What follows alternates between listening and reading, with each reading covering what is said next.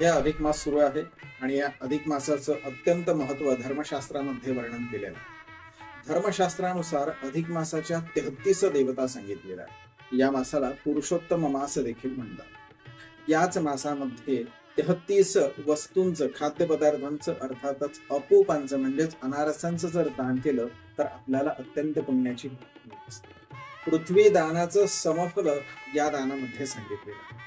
या दिवशी एखाद्या सत्पात्री ब्राह्मणाला बोलावून त्याला आपण अनारसे दान करावे। उपलब्ध जर अनारसे आपल्याला होत नसतील तर आपण सच्छिद्र म्हणजे छिद्र असलेल्या बत्ताशांचं दान देखील आपण या शाळामध्ये करू शकतो। एखाद्या पात्रामध्ये वस्त्र आणि बत्ताशे दीपदानासहित, दक्षिणेसहित जर आपण दान केलं तर आपल्याला अक्षय्य पुण्याची प्राप्ती होते। या अक्षय्य पुण्याची जर प्राप्ती करून घ्यायची असेल तर अधिक मासामध्ये येणारी रविवार, द्वादशी, पौर्णिमा, अमावस्या, वैधृती, व्यतिपात इत्यादी योगांवर जर आपण हे दान एखाद्या सत्पात्री ब्राह्मणाला केलं तर आपल्याला या अधिक मासाचं विशेष पुण्य फल प्राप्त होत असतं। नमस्कार।